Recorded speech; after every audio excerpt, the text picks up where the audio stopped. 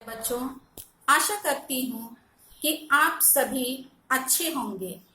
ईश्वर आप सभी को बुद्धि तथा सामर्थ्य तथा सुरक्षा प्रदान करे।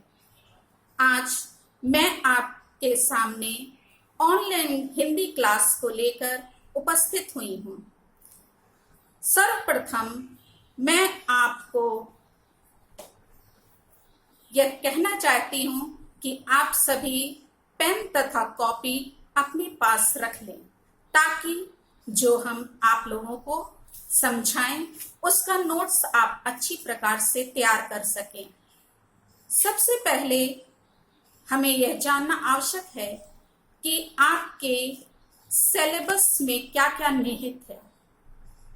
जिस प्रकार से आपने क्लास 9th में हिंदी में सर्वप्रथम हिंदी गद्य का साहित्य, उससे संबंधित जो विधाएं हैं, गद्य के कवियों द्वारा लिखी गई, उनके बारे में अध्ययन करते हैं किया। और फिर उसके बाद काव्य आता है।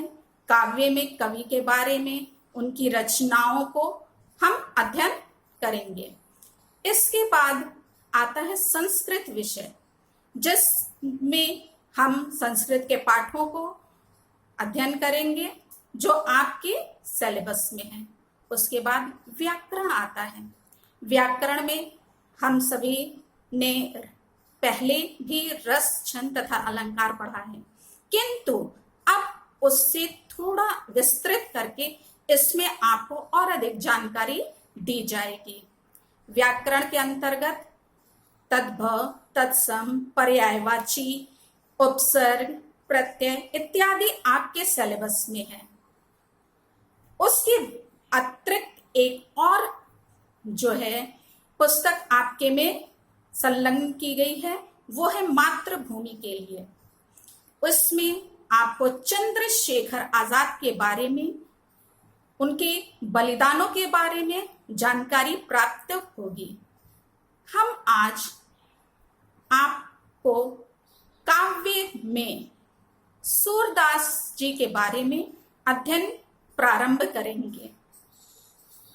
तो आप सब जानते हैं कि काव्य में सूरदास जो प्रथम पाठ है,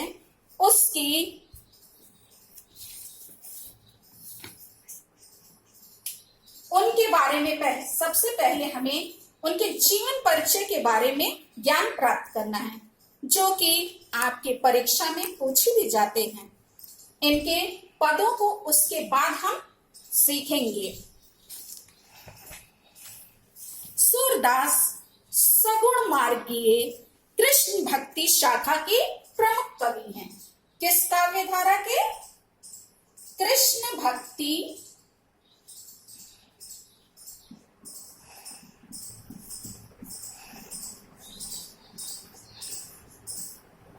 काव्य धारा की। इन्होंने अपनी रचनाओं में भगवान श्री कृष्ण के बारे में अत्यधिक विस्तार से उनके बाल लीलाओं का बहुत ही सुंदर वर्णन किया है। इनका जन्म 1478 ईस्वी में मथुरा और आगरा जाने वाली सड़क पर स्थित रोनुकता के निकट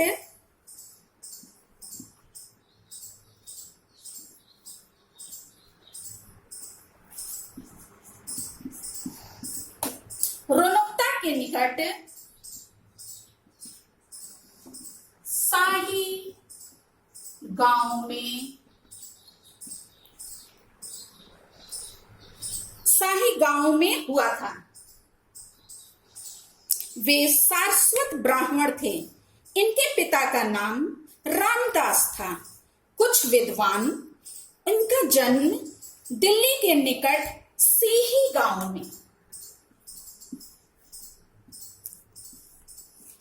गांव में भी मानते हैं।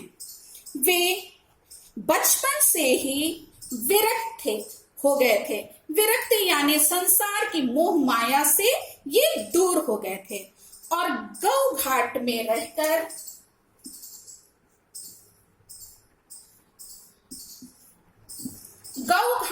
रहकर वे विनय के पद गाया करते थे। एक बार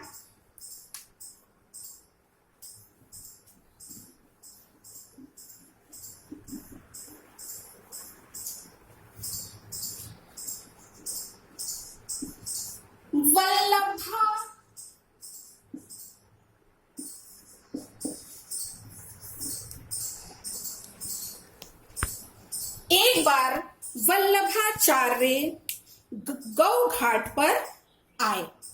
सूरदास ने उन्हें स्वरचित रचनाओं के पद गाकर सुनाया। वल्लभाचार्य ने श्री कृष्ण की बाल लीला का वर्णन करने का उन्हें सुझाव दिया। वे वल्लभाचार्य के शिष्य बन गए।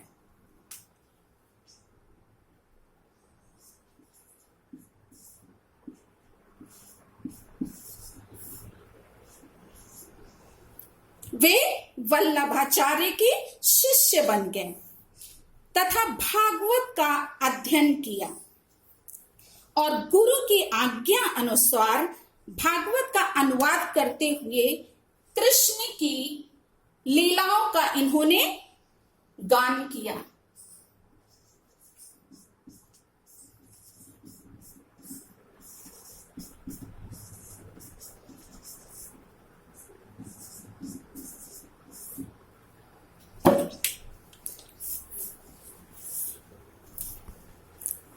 वल्लभाचार्य ने उनको गोवर्धन पर बने श्री नाथ जी के मंदिर में कीर्तन करने के लिए रख लिया। कहां पे रख लिया? श्री नाथ के मंदिर में।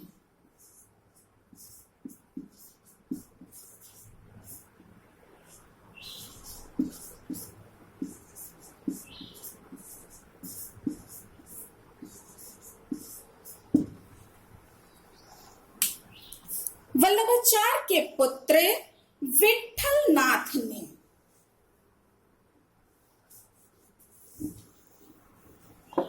वल्लभाचार्य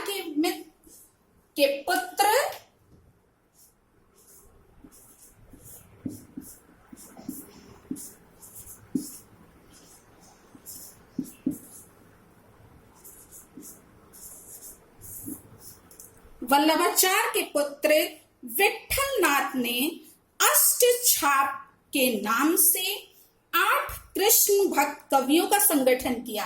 कितने? 8।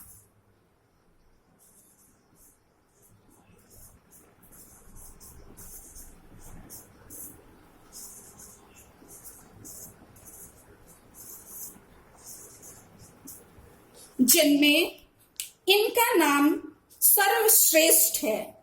उनकी मृत्यु पारसौली ग्राम में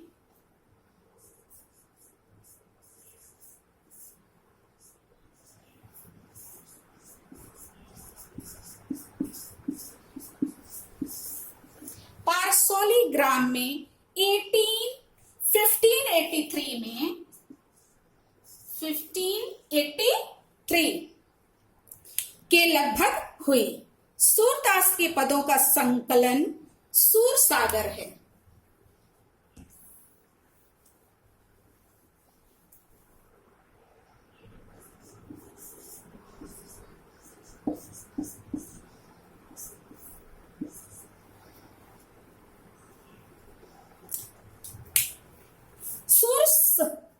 सूरसरावली तथा साहित्य लहरी उनकी अन्य रचनाएं हैं। यह प्रसिद्ध है कि सूरसागर में 1.25 लाख पद। कितने पद? 1.25 लाख पद हैं, पर अभी तक मात्र 10,000 पद ही प्राप्त हुए हैं।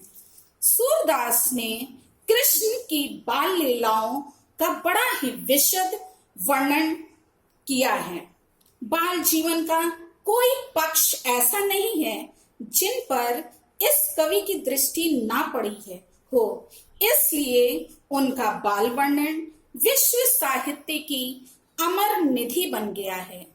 गोपियों के प्रेम और विरह का वर्णन भी बहुत आकर्षक है। संयोग और वियोग दोनों का मर्म स्पर्शी चित्रण। संयोग और वियोग दोनों का इन्होंने बहुत ही सुंदर तथा मर्म चित्रण अपनी रचनाओं में किया है। सूरसागर एक प्रसंग भ्रमर गीत कहलाता है। इस प्रसंग में गोपियों के प्रेम भाव ने ज्ञानी उद्धव को भी प्रेमी एवं भक्त बना दिया। आप सब जानते हैं कि उद्धव जो थे वो निराकार ब्रह्म को मानते थे, किंतु गोपियों के कारण वे भी क्या बन गए? भक्त बन गए। सूर्य के काव्य की सबसे बड़ी विशेषता है उनकी तन्मयता। वे जिस प्रसंग का वर्णन करते हैं उसमें आत्म विभोर कर देते हैं। उनके विरह वर्णन में गोपियों के ब्रज की प्रकृति भी विषाद मग्न दिखाई देती है। यानी कि कहने का मेरा मतलब है कि जो उन्होंने प्रकृति का वर्णन किया वो भी भगवान श्री कृष्ण के विरह में किस प्रकार से दुखी हैं उसका भी इन्होंने बहुत सुंदर वर्णन किया है। सूरदास की भक्ति मुख्यतः सखा भाव की है। उसमें विनय, दाम्पत्य और माधुर्य भाव का भी मिश्रण है। उन्होंने अपने काव्य में भक्ति, वात्सल्य एवं श्रृंगार की त्रिवेणी बहाई है, अर्थात इन तीनों पर इन्होंने बहुत अच्छी प्रकार से लेखनी को अपने चलाया है। उसका वर्णन इन्होंने किया है जो कि पाठक को अत्यधिक पसंद आती है, वो रुचिकर लगती है अध्ययन करने में। वात्सल्य रस का तो वे कोना कोना तक झांक आए हैं। यानी कि उन्होंने जो माता और जो बच्चे से स्नेह होता है उसका बहुत सुंदर, माता पिता से जो स्नेह है भगवान श्री कृष्ण जी का, उसका बहुत सुंदर इन्होंने वर्णन किया है। सूरदास का संपूर्ण काव्य संगीत की राग रागनियों से बंधा हुआ पद शैली में रचित है। उसमें उपमाओं, उत्प्रेक्षाओं और रूपकों की छटा देखते ही बनती है। यानी कि इन्होंने व्याकरण के अनुसार ही पूरी रचनाओं को छंदोबद्ध किया है। इनकी कविता ब्रज भाषा में लिखी गई है, ब्रज भाषा में है। माधुर्य की प्रधानता के कारण इनकी भाषा बड़ी प्रभावोत्पादक है। व्यंग, व्यक्रता सूर्य की भाषा की प्रमुख विशेषताएं हैं। पद शैली में कृष्ण की लीलाओं के ज्ञान की यह परंपरा हिंदी काव्य में आधुनिक काल तक चलती रही है। प्रिय बच्चों, ये सूरदास जी के जीवनी को हमें आपको बताने का यही उद्देश्य है कि आप जब इनकी रचनाओं को पढ़ते हैं तो इनके बारे में आप अच्छी प्रकार से पहले जान लें कि इन्होंने किस भाषा में रचना की है और उसमें उन्होंने किसका वर्णन किया है। अगली वीडियो में हम इनके पदों को के भाव को समझेंगे और उन्होंने किस काव्य सौंदर्य उसमें किन किन का प्रयोग किया उसको हम जानेंगे। धन्यवाद।